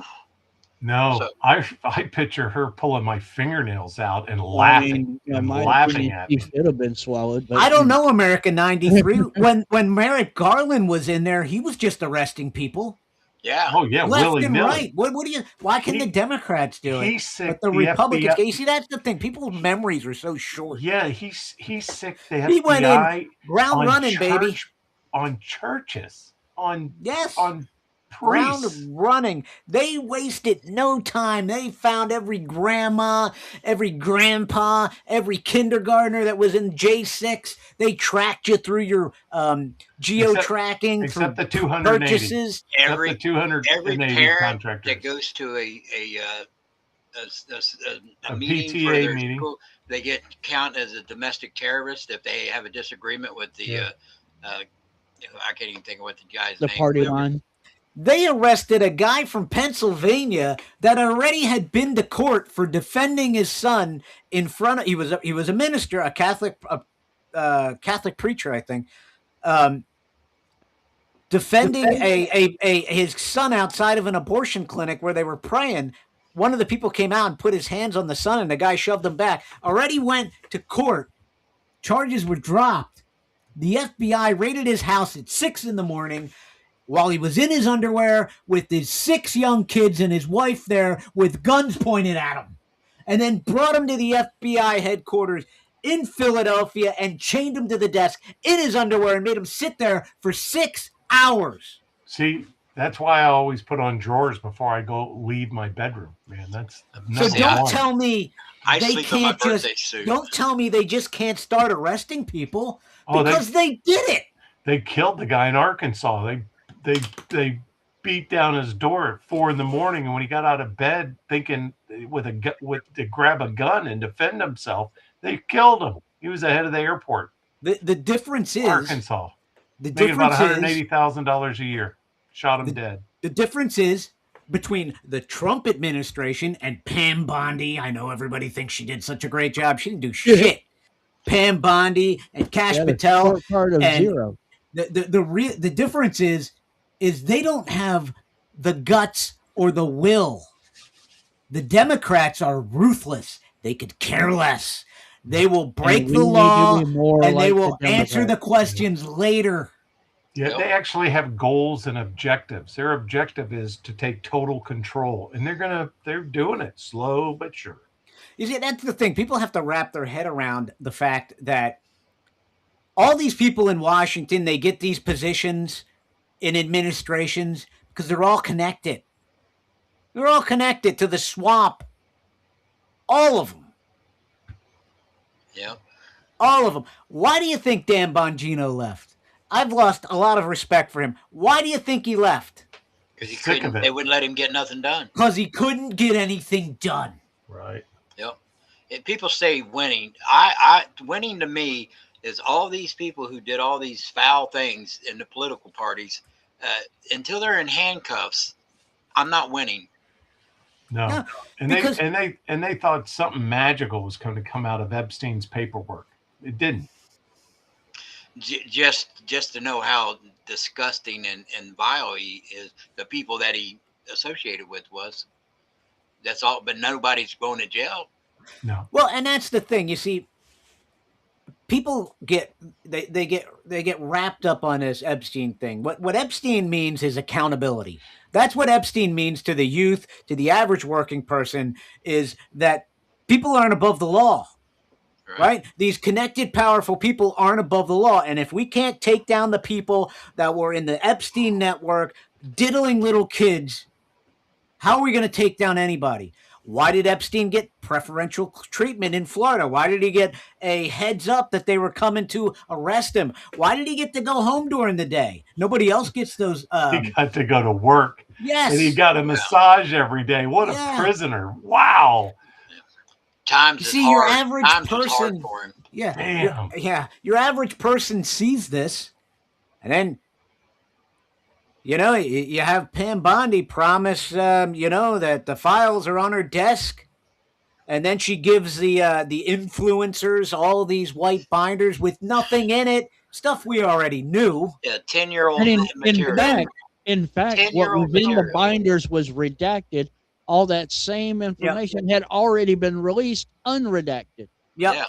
Then she says, the Southern District of New York, they're holding it up. So they go there, they raid it. Then she's got all these files sitting on her desk. Then she gets caught telling some random woman, there's kiddie porn in there. It's disgusting. And then she has to come out the next day and make a statement about it. And then there's nothing to see. And now you have Todd Blanche. What does he say? We're not releasing anymore. We're done. See, that's what's going to lose you the midterms. That's what's going to, that low propensity voter that came out for Trump, the one that saw the injustice that he was going through, the one that thought he was going to come in and hold these crooked politicians accountable, they're the ones that aren't coming out, and they're the ones that we need. Oh, yeah. And we need every single vote we can get. Most of the voters just ask for one thing, transparency. And you people out there in MAGA bubble land, where you live in fantasy land, where you think everything's great and you can't criticize and you can't bring up valid points. Well, you're the reason we're going to lose, because you refuse to engage and realize that there's some things that need to be corrected. Yeah. We're heading towards the cliff. No, we're not. No, we've got, just keep going. Keep driving towards the cliff. How dare you say he's heading towards a cliff? Yeah, we're still using a playbook that's 50 years old in the Republican Party. You know, modern times require modern solutions, and the Democrats are very good at evolving. The Republicans are still 50 years behind. No, America 93. Trump is the only effective person in the Republican Party. That's what I'm saying. That's what I'm saying. Every other Republican, they see Trump as, you're gone in 3 years. We've got to still have a job here in Washington, D.C., so we can't upset the apple cart. That's what I'm saying. That's exactly what I'm saying. Yep. I'm saying that you have people that have been engulfed in Washington and politics forever. Susie Wild. Why do you think she put out that Vanity Fair article? She's been engaged in politics forever. She knows you don't talk to a Democrat reporter off the record, and it doesn't go on, but yet she slandered Trump. She slandered J.D. Vance. Didn't have anything bad to say about Marco Rubio, though. Huh? How convenient. Just saying, folks, you gotta, what'd they say in school? Put on your thinking cap. Right? Put on your thinking cap. They gave me one of those dunce caps and put me in the corner. Put on your hockey helmet. I got such a big head. I wear a 5-gallon bucket with 2 holes in it. Yeah, he does. Big head. Oh, now we know the identity. Oh, yeah, Buckethead. I'm the guy who puts You're on that your guitar player, sunglasses Buckethead. Yeah, I have such a big head, Buckethead, that I put on your sunglasses and you might as well just throw them away because they're never going to fit your face ever. Stretch it again. out. Yeah, stretch it out. You've got that's a pumpkin head. The motorcycle helmets, you know, they're different sizes. I have to have an XXL. Yeah. Motorcycle helmet. Damn, you guys when are I played heads. football, the county had to buy me a special helmet, and then I had to hand carry it from one school to the next, junior high to high school. So when I played football, did they call you Pumpkinhead? Yeah, they called me. Well, if he's Pumpkinhead, then isn't it about time for him to go back to sleep? Because he's only supposed to be out once every 26 years. Oh, God. Oh, Pumpkinhead. Now you're making me want to play that cheesy nursery rhyme from it. Sorry. Bar your windows and bar your doors. You remember that? I'm like, they clearly tried to steal that from Nightmare on Elm Street. Right. Right. Well, they came out about the same time, you know.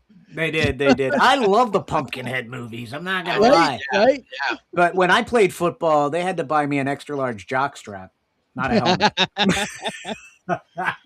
All right, Holmes. Yeah. Sorry, I had to do it. Yeah, he was the consultant on Boogie Nights.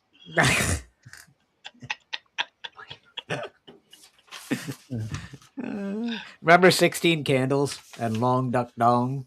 Yep. Donger wanna no play anymore. No more Yankee my wanky. What a great movie that was. 16 Candles. Waiting for the Solution. I want to go to that new movie that's out with Gosling or whatever his name is, Gosling, where he's an astronaut and he sees an alien or he has to work Ryan Gosling. You talking about Ryan Gosling? Yeah. America 93. The solution is we need term limits, and we need everyday average Americans being able to get in and get elected to Congress and Senate. We need to get the AIPAC and all these other lobbyists out of DC. That'll rid us of corruption. Politicians. Oh yeah, and everybody in America, all 350 million people, need to sue Norm Eisen. Just anything, for anything. And we need to. We actually, another thing, you need to stop paying your damn taxes. Because they're getting the money's going to fucking Haitians and Somalians that are robbing you blind and taking the money and siphoning. Answer me a question. Who's been held accountable? What politician? Because you know Omar, Tampon Tim, all engulfed in this. She cussed out a reporter today. All of them. Who's been held accountable for the fraud in Minnesota, besides a couple of low-hanging fruit? Yeah, that they only gave a half a year to. Yeah. Right. That's our money that they're stealing. 15 million, and I'm going to do 6 months in the county. Yeah. Where do I walk in? Yeah, and they've probably got a house in overseas somewhere, a nice big mansion with a bunch of money that they stole from the American taxpayer. Like, where do I go for that line? They moved to Qatar. Yeah. God. Where'd they move it to? Over by the piano or what? Where'd they? No, I said they moved to Qatar. That's where their house is. Where? Over there next to Tucker Carlson's house. Oh. See, James, we were doing like you see, it's kind of near the casino in Gaza that Jared Kushner's building, and then the resort in Tehran that he wants to build. Right? Has anybody heard from Tyler? I heard from him about a week ago. How's he doing? Good. Okay, good. Yeah, he's doing good. He's I think they settled on their house in Florida. I don't know when he's moving there. I would assume. I feel slighted. He don't communicate with me anymore. I feel like he's broke up with me. He's quiet. He's quiet quitting. Yeah. Because we send him the rundown. Did you see the rundown I sent you today? Not yet. And James doesn't give a fuck about the rundown. No, I do. No, I look at him. But I sent you a copy, Carl. I sent you a copy of today's. James is like, yeah. Great rundown. Well, this is my second podcast, and my podcast is this is round 2, and then at 10 o'clock I start my Barstool Politics podcast. So that's right. I've been in front of the camera for quite a while today. And James, thanks for coming on, man, because I did it by myself for 2 days and it sucked. So yeah, thanks. Because I was almost going to put a mannequin in beside me. So what do you think, Bob? Bob likes it. Learn ventriloquism. And you know, Skillet, I've been nice. I have not been going on there starting out with cocksucker motherfucker tits. No. I haven't been doing none of that. No. I've been legit. You've been legit trying to do good comedy. It is so funny because I think I'm doing a zinger, and then he'll stop reading his stuff and he'll just like stare at me. Like, what was that? We're like Jerry Lewis and Dean Martin. Oh God! Without the booze, you're Dean Martin. Oh no, he's Dean Martin. I'm Jerry Lewis. All right. All right, fellas. We got another one in the bag here. So what other state's going to get hosed? We lost Virginia. We've lost New York. We've lost California. We lost.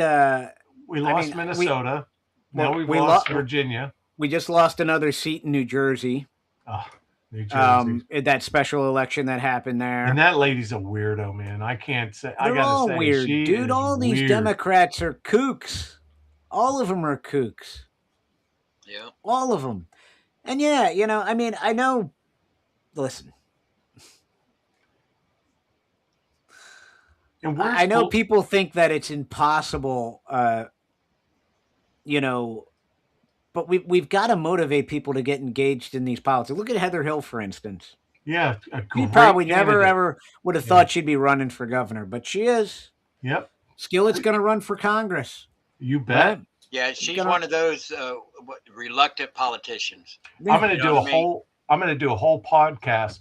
Meet your new congressman. That's going to be me. I'm just going to set up a sign, flags, a tent, a shade tent, and go to the villages and just sit there and come meet your new congressman. Meet your future congressman.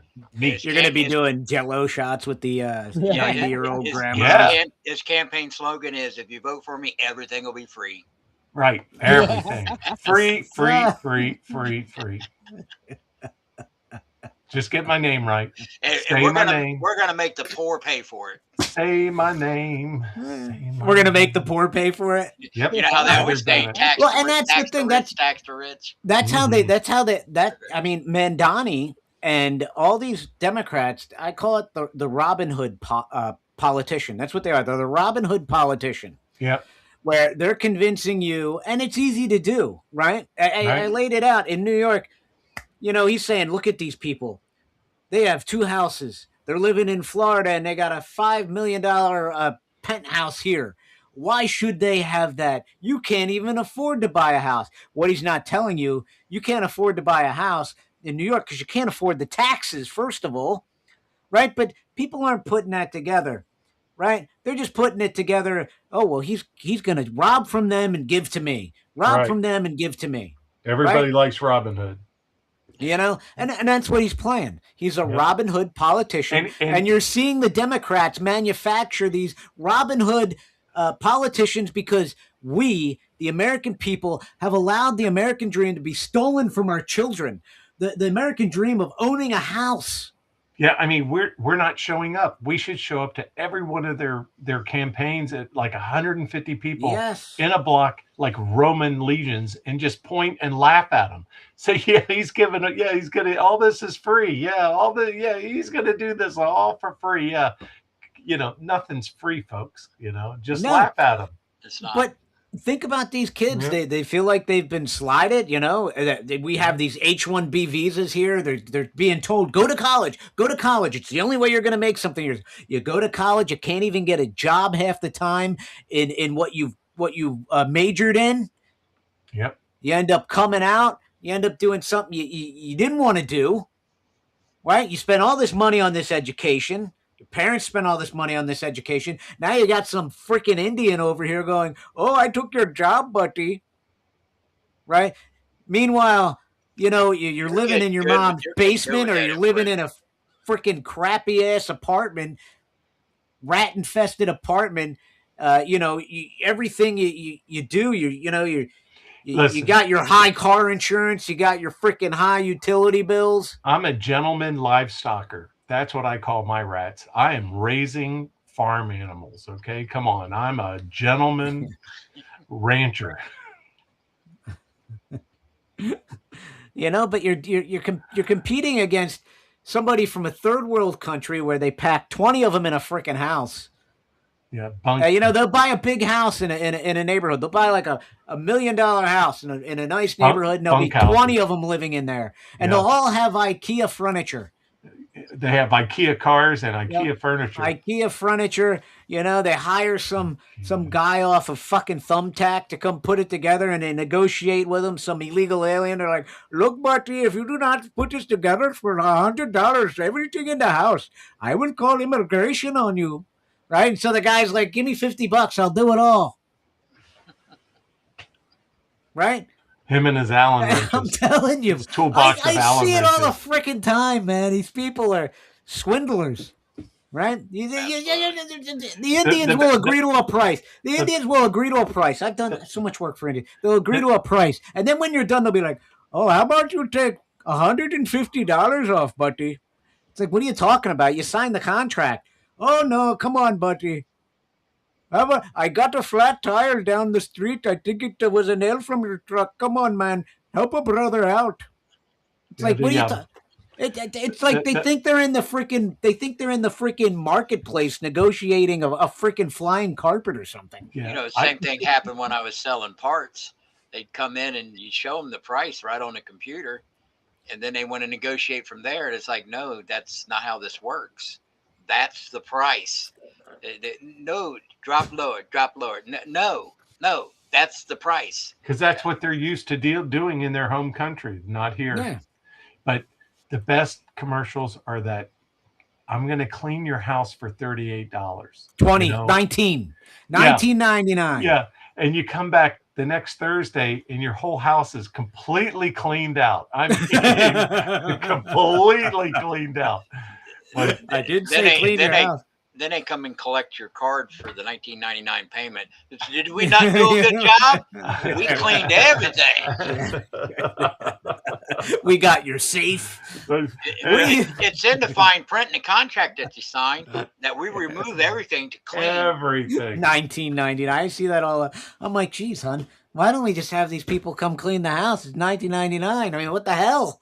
You know? Yeah, they'd clean everything off the wall behind you. There would just be a dusty outline of your guitars behind you. Yeah, my guitar would be good. My AR pistol. Yeah, it looked like a white outline, dragged away. like a dead body in a cop investigation. Be a white outline around where his guitar used to be. My chair. I'll come in. I don't even have my chair. I just bought. I keep sending them over to my neighbor's house. That's the funniest part about it. We didn't order this service. Oh, God. So the lady has a tree on our community wall, and she's my neighbor, so I don't write her the letters. We get somebody else to write the letters, right? Because she's my neighbor. She won't cut the tree off the wall. She won't cut the tree off the wall. So finally she got the city to cut the tree off the sidewalk out but beside the wall. And they still left the majority of the tree on the wall. She's like, I did the best I could. I'm like, okie dokie.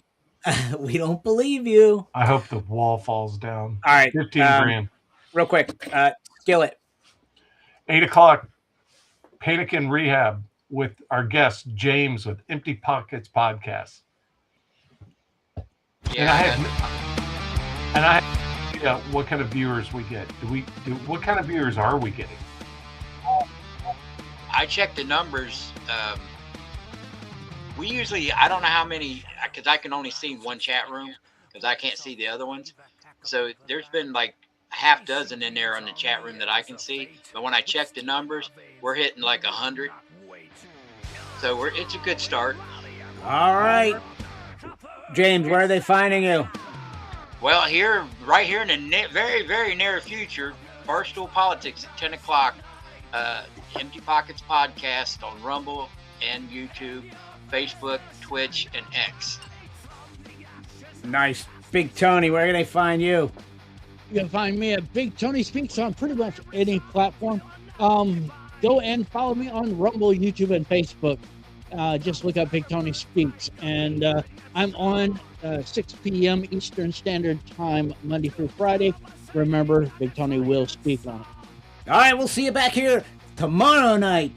Jacob, 8 o'clock Eastern Standard Time. Thank you so much for joining me on the Killer Carl podcast. If this is your first time stopping by my podcast, hit that thumbs up button. Also, hit the follow. I mean, come on, folks. Thank you guys so much for joining. Thank you, American 93. I loved torturing you. And that's what I do, folks. That is what he does. I do. I torture people. You know, I like to get a rise out of you. So, all right. We'll be back here tomorrow. 8 o'clock. Y'all have a great